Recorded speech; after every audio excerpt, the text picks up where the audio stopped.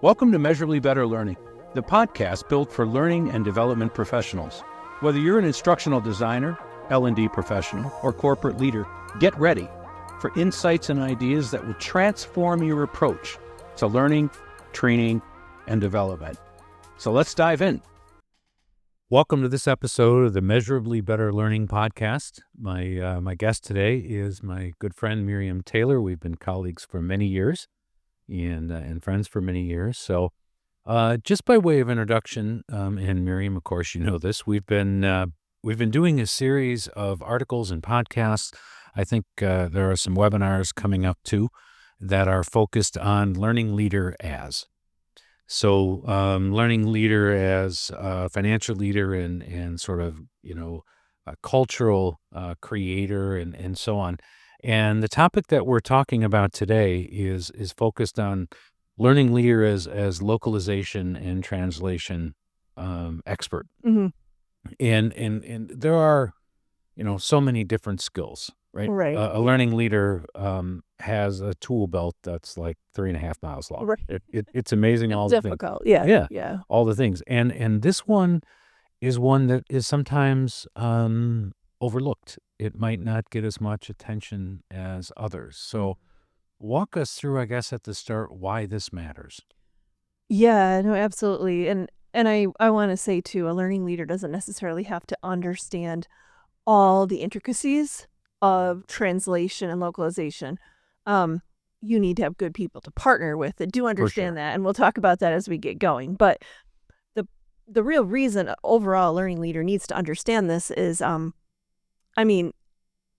if we say we care about our learners and we're creating learner-focused experiences, then you need to keep in mind your global audience. Mm-hmm. It's just, that's like number one rule. But it comes with some, intricacies and some nuances when you start to reach out to a global audience that you're probably not as familiar with. You certainly don't have like a lot of firsthand experience Mm-hmm. with. So, but the point is, no matter who we're working with, we want our learners to be engaged and we want them to be, behavior change, attitude change, Right. knowledge change.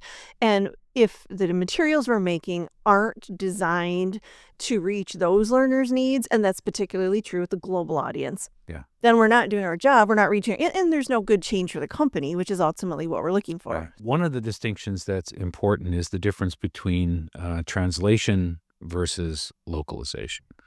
Translation is pretty typical word for word, right? You said this in this language, now you're going to say the same thing. Localization has to do with culture and seeing the cultural differences. So it's not just the translation of words, it might be the translation of colors or images or things like that. And I think it's also true, a lot of times we equate this with global companies. But many companies in the United States, the EU, have many languages that they Absolutely. have to Right. Yeah, the localization piece is huge. And at Ingenuity, we work with in-country experts. Yep. There's a whole other layer to all of this to make sure that it's truly accurate and not just a Google Translate quote function. Right. It's a little more complex than that. Yeah, a lot more. So let's get into some strategies. What are some of the strategies to ensure that, again, not that you're the expert, but what are some strategies you need to have in place to ensure that the translation localization work that you're doing is done really well? Yeah, you alluded to it at the beginning. A learning leader has a tool belt a mile long, or maybe it's not. It feels like an empty tool belt because there's just so much they have to know. So really the first strategy, I think, is to build a good team. And what I mean by that is, of course, your immediate learning and development team, right? That's in office or, works directly with you. Even if they don't know, if you're fortunate, you can use people from around the globe on your team. But a lot of times those tend to be EU-based or, North American-based. So you need to at least have people on your team that understand the importance of this and are willing to find good answers. Yeah. Your subject matter experts, those you need to pull from your global audience. And you need to, if you're going to use vendors, they have to have an understanding of the importance of globalization. And so when you pull those people in, now you're getting different perspectives already. And then the other suggestion I would make with that team is, before you even storyboard, just give everybody, it might be 15 minutes, but give everybody time to discuss just a little bit. Hey, what do you guys think about this? Do we see any pitfalls? Do we see any places where we might be missing a perspective? Yeah. And that's the first thing, is build that really good team. And that team needs to understand that translation is not the last thing. Agreed. I think that's something you're highlighting, which I think is really important, that you think about this right from the very beginning. This gets designed right inside, and those global voices sure make a difference. Well, that's what I said, before you storyboard, because you need to be thinking like, okay, if we do this scenario, does it translate well? If it doesn't, what are our options? What does that look like for the budget? Yeah. Images, where are we pulling those from? Do we have access to global images? There's just a lot of things to think about before you even start. A quick story. I remember talking to a translation company one time that had no background in learning. And I said to them, do you know learning?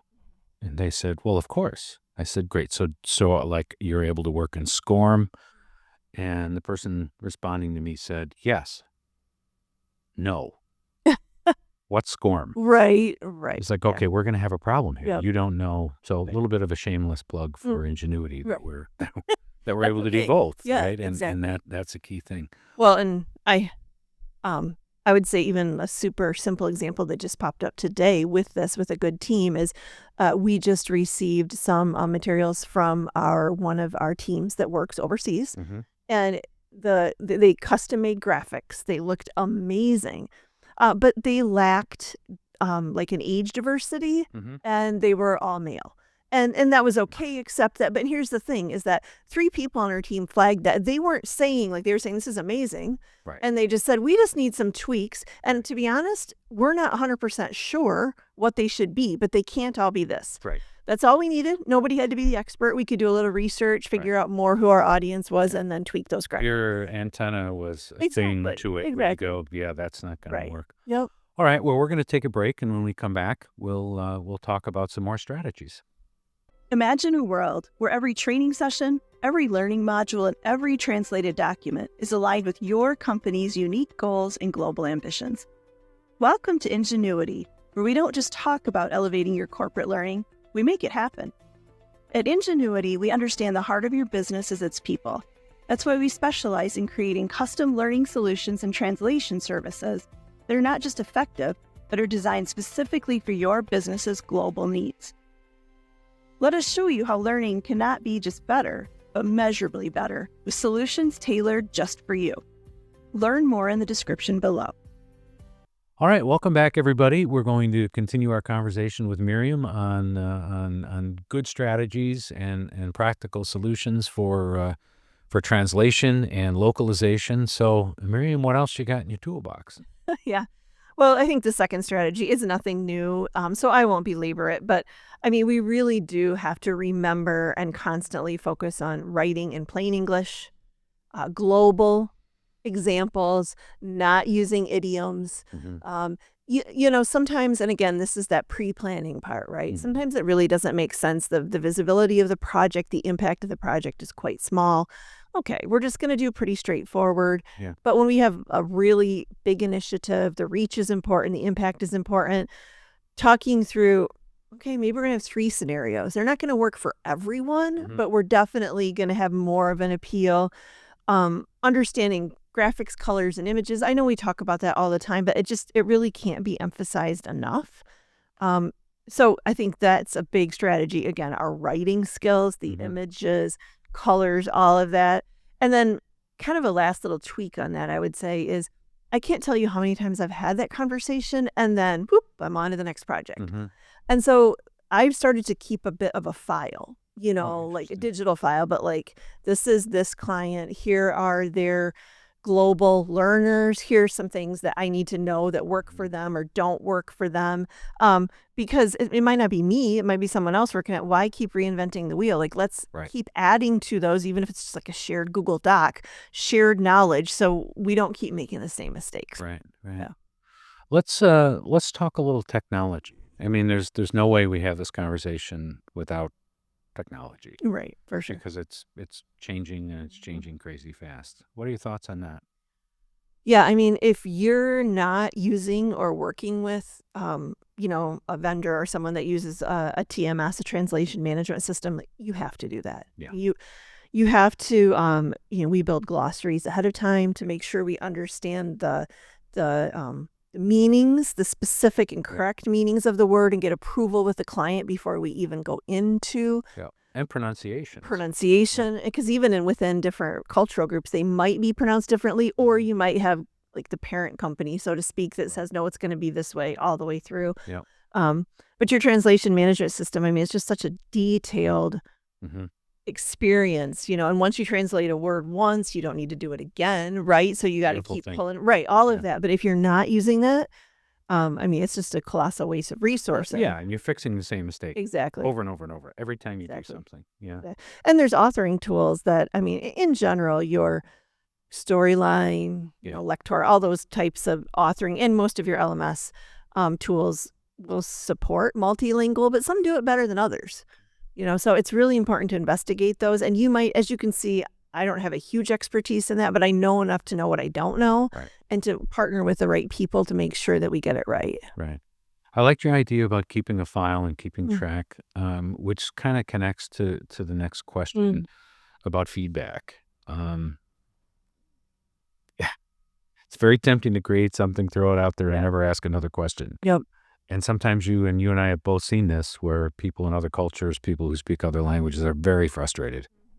And after a while, it doesn't matter how good the content is. The translation was bad. The localization was bad. And that tells me you probably don't care that much about me anyway, so why would I care about what you say? So how do you do that? How's that part of the process? Yeah. I mean, I love to say that we always pilot materials. That rarely happens because of timelines, right? It always needed to be done yesterday. Yeah. But we've seen some good ones. We've seen some people who have really committed themselves. Yeah. Yep. And then I would say probably more importantly is if you can get some feedback in that pre-stage. So you've written a storyboard, you've written the content, farm that out. Even if you're moving ahead, get some feedback. And then certainly as it's rolled out, I mean, I'd say beyond our standard survey or beyond the smiley faces, that sort of thing, ask some specific questions. Did this example make sense in your culture? Or better yet, don't just ask yes or no. Ask what might be a better fit here for you. Yeah. And sometimes learning teams, very wisely, I think, develop champions. Oh, for sure. In those cultures. And a person, it's not the soft rollout, right? But before you let it out, before you release it into the wild, you can say, can you just put some eyes on here, and are we on the right path? And again, it's better to do that early than much later at the end, where you go, okay, we have to redesign everything. Yeah. And I mean, sometimes the content articulates that pretty quickly. If you have a fairly straightforward compliance and is the same, I mean, it's typically not the same across all, but okay, we're going to be okay on this, versus this is something that is like, perhaps it has to do with laws that are different in each country, or maybe there's scenarios. Then really from the get-go, like, okay, we really need to make sure that we take some time to localize this and put a little more effort in. Right. Just the last question. Many companies in their mission statements have the desire to be global, right? That's part of their goals, part of their vision. They want to be a global entity. How do you align sort of that big, massive, cosmic vision with learning, training, and development, localization, and translation? Yeah, I mean, I think the main thing you need to do is you have to make the case that you're going to see more change and more positive change the more you can translate and localize. I understand, sometimes budgetary choices, dictate, like, we're only going to translate in these 4 languages, or we're not going to translate this at all. But it's pretty easy to show numbers when we do translate that we've caused real change in those parts of the world, better understanding. And so there's actual like behavioral change you can measure, but you can also, to your point of like frustration, motivation, right? You can measure those kinds of things too to demonstrate. we're moving the company forward. We're helping meeting organizational goals here because of the translation piece and how important it That's is. value. It is a value. Good. Yep. Well, as usual, Miriam, I appreciate your thoughts and thank you for your time. Thank you. Thanks, everybody. Have a great day. Before we wrap up the show, if you're looking to dive deeper, we've got tons of free downloads, L&D resources, and details about upcoming webinars that you won't want to miss. They're found in the episode description. Plus, if you ever want to chat with either one of us, now's your chance. You can find links in the episode description to connect directly with Miriam or me. We're here to answer your questions and to discuss all things learning and development. And speaking of questions, we love hearing from you. Whether it's a question or a comment or a topic you're curious about, or if you just want to join the conversation, drop us a comment on your favorite social media channel. Your input shapes our shows. Don't forget to subscribe to our podcast on your favorite platform. It's the best way to ensure you never miss out on our latest episode. We're excited to continue to transform learning into a measurable success with you. Until next time.